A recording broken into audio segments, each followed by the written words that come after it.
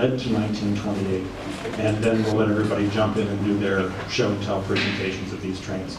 First, we should acknowledge that the reason that this presentation is even taking place is because of the generosity of two Ives Train Society members, actually three, but two in two different incidents.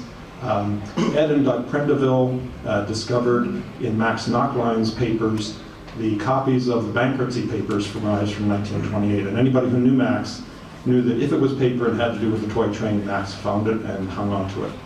And so Max at some point had gone and copied all of the documents from the Ives bankruptcy.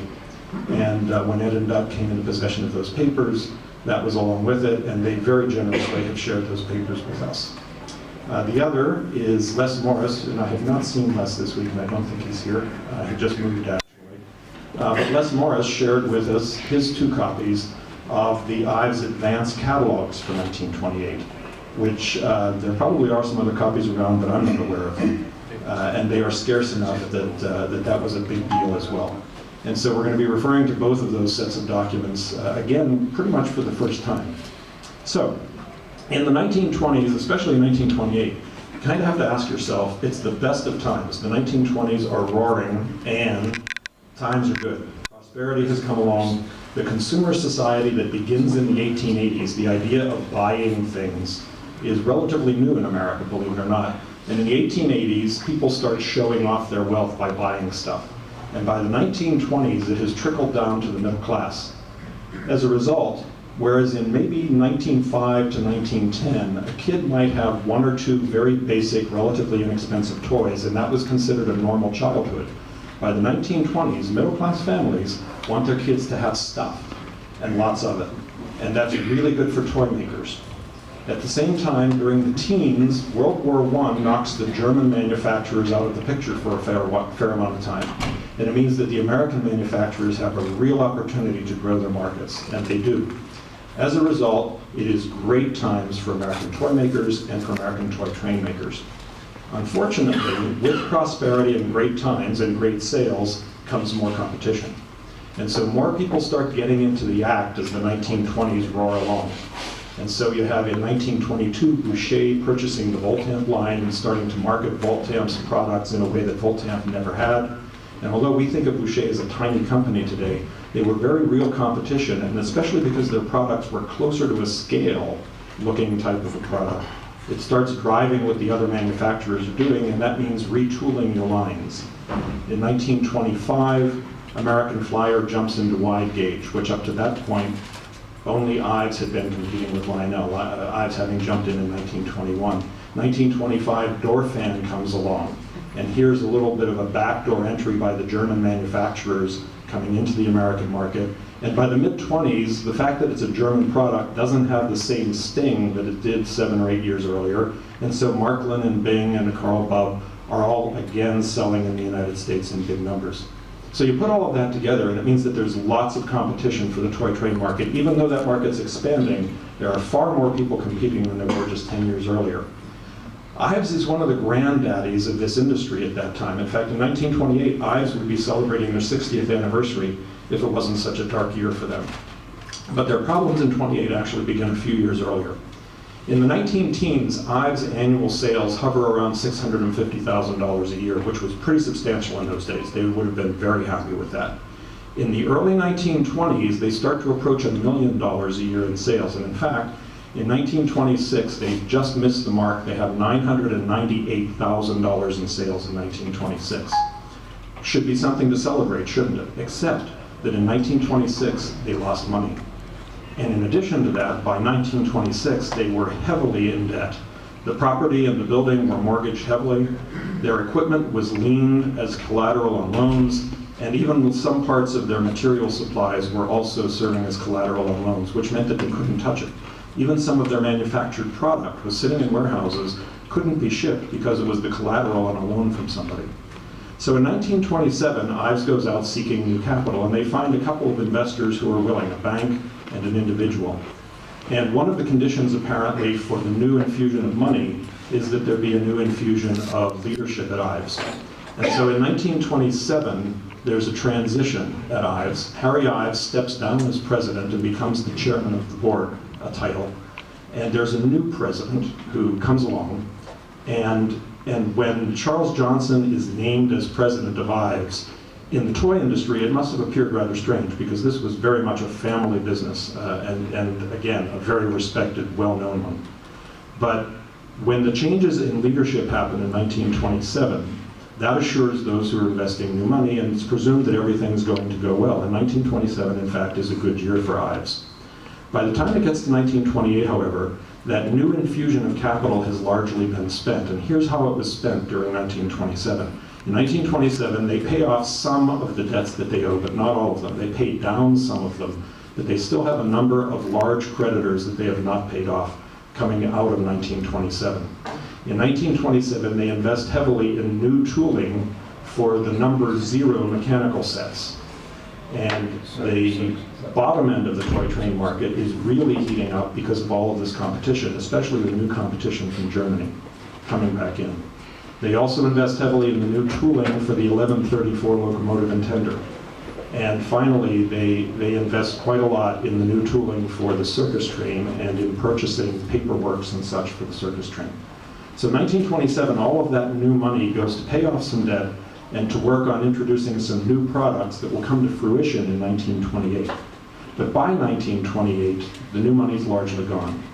And in the spring of 1928, Toy Fair in New York is the big trade event. It runs for about a month during February leading into March. And at Toy Fair, Ives introduces all of these new products. And they introduce them to the trade, and Ives, at least in their advertising following Toy Fair, considers it to have been a very successful event. They talk about how their trains, their new introductions are the hit of Toy Fair that year. Now that may or may not be true, it may just be hype, but the fact is they have introduced a lot of new product paid for with money that they borrowed in 1927. And at the 1928 Toy Fair, Ives writes orders for Christmas 1928 from their dealers and their distributors of $245,000. So they walk out of Toy Fair on March the 10th, when it ends in 1928, with $245,000 for orders for Christmas that year. The problem is this: Ives gets paid twice a year by the people who buy product from them. And that's the way that the toy industry was set up at the time. So the retailers and the distributors were accustomed to making payments for their purchases for Christmas 1928 in October of 1928, and then the balance due in January of 1929. Well, what that means is that $245,000 in orders from Toy Fair in March of 1928 has no financial support to go out and buy materials. And in these days, Ives is spending about $365,000 a year on materials and parts to build the trains. That doesn't include labor, doesn't include packaging, and doesn't include advertising. So when you put it all together, the fact is that the cash flow problem for Ives is that they now have to buy materials to produce the product for these $245,000 worth of orders coming out of Toy Fair, but the money to produce that, the money to pay for those materials won't come until October, when they're expected to deliver the product to the people who are paying for it. So because of cash flow problems, Ives once again, just a year later, just a year after borrowing money, finds itself again in a position of not being able to pay creditors. And in the spring of 1928, for the first time, one of their big creditors sues Ives for payment, and it's their printer, Blanchard Printing. Now, Blanchard was owed $33,000 in the spring of 1928, but that was for 3 years worth of printing. So this debt to Blanchard went back 3 years. And Ives, of course, has no money to pay Blanchard anywhere near $33,000, plus they have to get the 1928 production underway. And so on July 7th, 1928, Ives files for voluntary bankruptcy, showing debt of $188,000. There's a big movement within the Ives company, and primarily from Charles Johnson, pressing for a private sale that would protect the creditors. The court does not opt for the private sale and opts for a public sale instead. We don't have any reason to know why. It's just a judge decision. But on July 31st, 1928, there is a public sale, and the Ives business, the building, the machinery, and all of the stock are sold to a representative named Frankel from the Lionel Corporation. And they're sold for roughly $75,000. Now, it may seem strange that all of that could be sold for just $75,000, but you have to remember that along with that purchase came the mortgage on the property and buildings, which means you weren't really buying the property and buildings. You had a mortgage holder to deal with. All of the equipment was collateral on loans, and most of the merchandise that was in the warehouse or in the factory, whether it was assembled already or not, was actually collateral on a loan to somebody else. So really what they were paying roughly $75,000 for was just the company, but without much by way of asset. Out of that deal, by the way, the unsecured creditors, those who did not have liens on equipment or had a mortgage on something, end up getting paid across 1928 and 1930. In 1928, they get paid 15% of whatever they were owed. And then 2 years later, in 1930, they get another 9%. So basically, the unsecured creditors walked away with about 24% of what they'd been owed. But in 1928, what happens within Ives gets very interesting, because Ives has in the inventory in July of 1928, when the entire bankruptcy proceeding takes place, the inventory is so meticulous that it gets all the way down to how many rolls of toilet paper are in which location. And it inventories the warehouses, it inventories the factory, it inventories both showrooms in New York and in San Francisco, down to the last piece of track. And when you read through the inventories, and we've done blow-ups of some of the more interesting sheets up here that you can look at later on, when you read through the inventories, you'll see that there are large numbers of some things, track, as you might imagine. There are large numbers of empty boxes for switches, or boxes for light bulbs. But the problem is, in the warehouse and the factory combined, there are only 12 3237 locomotives. There are no 3243 locomotives in the inventories. So for a company that has to ship product in order to get paid in October, the stuff that they really need is not in the cupboard. The cupboard is bare. And as a result, what happens between July of 1928 and Christmas of 1928 is a mad scramble in the Ives factory to put stuff together. And of course, Lionel then brings in American Flyer, and we don't have much detail on how that deal happened. Lionel's bidder at the sale, Frankel, represents Lionel solely in the eyes of the court, at least. Whether there was a deal already in place with American Flyer or whether that happened after Lionel acquired Ives, we really don't know, at least in terms of documentation. Someday maybe something will turn up. There also is some implication at that time that W.O. Coleman from the American Flyer Company had some financing involved with the purchase, but again, there's nothing to document that. So at this point, all we know is that officially a representative of Lionel buys it on July 31st, 1928. One of the things that you have to consider is because all of this equipment and all of the building itself are owned by other people, it means that immediately the new owners have to start paying rent or repay the loans, which they're certainly not going to do because they're substantial. And it gives new impetus to what happens 2 years later when they move out of that building entirely and into the Lionel facilities for good. If you think about it, if you didn't own the building and you didn't own the equipment, and you're paying somebody else to use all of it, the sooner you can be using your own equipment in your own building, the better your bottom line looks. And so it's no surprise that Lionel and American Flyer, or later Lionel, moves everything back to the Lionel plant. It's also no surprise that they start immediately using American Flyer product to fill the orders. They're using a combination of some leftover stuff from Ives. They're still manufacturing with Ives. It may come as a surprise to you that at this point, Ives employs 200 people. That's a lot. Now, it was seasonal work, but during the spring and summer, that would have been a full force staff at Ives. And so all of these people, and Bridgeport's a small town, if Ives isn't producing product, Bridgeport has some problems. All of these people get to work, they're producing some things, and we'll be looking at them here when we get into show and tell. They're producing some things that are using the old Ives model, like freight cars. The 1134 locomotives, they have some problems with those as well. They're much more complicated to assemble than their earlier locomotives. And we know that in order to deliver their Christmas orders later that year, they are delivering the 1134, the new cast engine and cast tender, but they run out of the 1134 locomotive castings, and they reach back to 1927 and pull out their President Washington cast iron locomotive bodies. They paint them black, they trim them in gold, they number them 1132, and they put them into the sets that go out for Christmas 1928. As collectors, we know that's a scarce variation that many of us are looking for. But the explanation is really simple. They just didn't have enough of the regular 1134 production to fill the orders. They took some green locomotive bodies, painted them black, sent them out the door. So what's going on through all of this is that Ives is scrambling in 1928, and it means that for production, in terms of collectors, the numbers are very small for everything. Consider this, 2 years earlier, they sold $1 million worth of product. In 1928, they only write $245,000 worth of orders at Toy Fair. So it's one of the explanations why all of this stuff, there's just less of it around.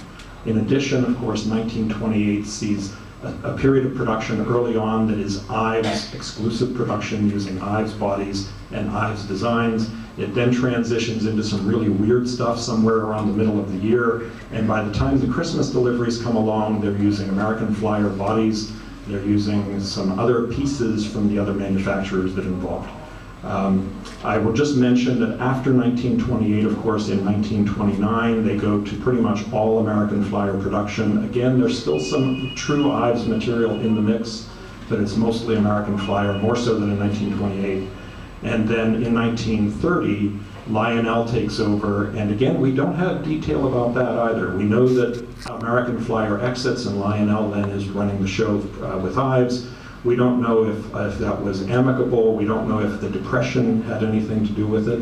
And by the way, something to mention, Ives' bankruptcy in 1928 is not related to the overall economy. In fact, in 1928, when all of this is happening, it's the best economy America has ever seen. And it's not necessarily a presage of what's to come in October of 1929.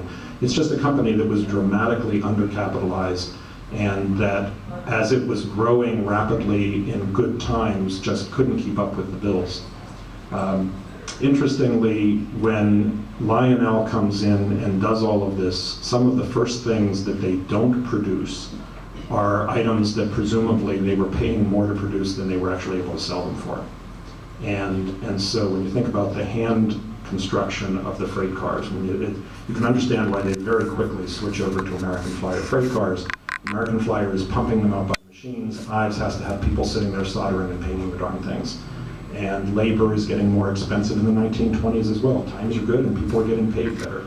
So you put all of that together, it's the reason that 1928 has these multiple layers of production from one company, and it's also the reason that each of these layers is truly scarce and in many cases genuinely rare. Today, just looking at what's on these tables, there's a lot that's really of interest. So I will open to a few questions if anybody has a few questions, and I'll try to answer them. Bear in mind that a lot of the answers are going to be we have no idea, and then I'll turn it over to folks to do the show and tells. Yes? John, what year did they actually move into the Lionel factory? Presumably after 1929, presumably 1930. But they were still even using, obviously, the 1134. Oh yeah, they continue to use some of the production. And of course, the 1134 is a great example. If you think about it, the 1134 in various ways is used by all of the major manufacturers. American Flyer uses that body, Dorfan uses that body, Lionel uses the tender. You know, that was the new, latest, best locomotive. Yes? I always wondered about colors. Lionel's colors are kind of muted, you know, they're kind of offbeat, and whereas Ives always use primary colors in these last colors. I wonder how much influence the original Ives company had and their designers had on colors. Well, I think it's fair to say, and I've observed this over the years bluntly going to TCA conventions. When you go to a TCA convention, one of the things that you do is you visit a railroad museum somewhere near the convention site. And over the years, I've had a chance to see a lot of freight cars that are restored from the 19-teens and 20s. And when you see these freight cars, they are exactly what Ives was producing. It's remarkable. Ives wasn't trying to make scale models, but they were trying to make trains that looked like what you saw on the real railroads. And the truth is, the real railroads didn't run white and silver trains. They didn't run bright red or bright green trains. If you think about the real railroad colors of the time, they're muted, dark colors, largely because coal smoke makes them very dirty very fast. So what Ives was really doing was basically manufacturing miniature railroads, exactly what they said in their advertising material. American Flyer is the one that kicks up the war of color. When American Flyer realizes that moms buy more trains than dads do, and that moms like bright colors, they introduce what they call in their catalogs the rainbow line. And then all the other manufacturers jump on board and start realizing that bright red and bright green are really popular colors for trains. But what Ives was doing was pretty close to prototypical, especially for the tin plate era. Yes, John?